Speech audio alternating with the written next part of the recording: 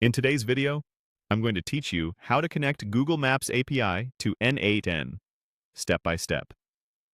By the end, you'll know how to create a Google Cloud project, enable the right Maps APIs, generate a secure API key, call Google Maps from n8n with an HTTP request node, pass data dynamically, process the response, and use the results across your automations.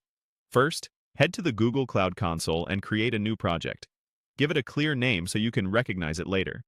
If this is your first time with Google Maps services, make sure billing is set up on the account, as most Maps APIs require it, even for free tier usage. This ensures your calls don't fail unexpectedly. Next, enable the specific Google Maps APIs you plan to use. Open APIs and Services, then Library, and search for the APIs you need. The Maps JavaScript API is for embedding maps in web pages.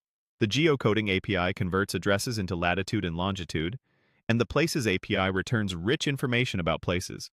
You can enable more than one if your workflow requires it. Enabling can take a moment, so wait for the confirmation before moving on. Now create your API key. In APIs and Services, open Credentials and choose Create Credentials, then API Key. Copy the key and immediately consider restrictions. Limit usage either by IP, by HTTP referrer, or by selecting only the specific Maps APIs you enabled. This helps protect your key from misuse. Store the key securely and avoid hard-coding it in shared workflows. Open n8n and create a new workflow. Add an HTTP request node. Set the method to GET. For the URL, use the endpoint that matches the API you enabled, taken directly from Google's documentation. For example, the Geocoding API expects an address and your API key as query parameters. You can add those as query parameters in the node rather than manually building a long URL.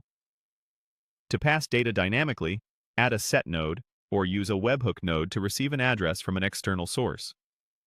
Then map that field into the HTTP request node's address parameter using n8n expressions, so each run sends the right input without manual edits.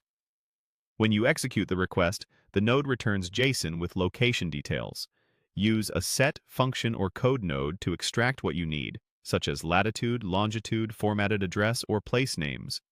It's a good idea to handle empty or ambiguous results gracefully to avoid breaking downstream steps. Finally, put the data to work. Save the coordinates to Google Sheets for reporting, include a map link in a Slack message for your team, or trigger additional workflows that depend on location. That's it. Your n8n workflow now taps into the power of Google Maps.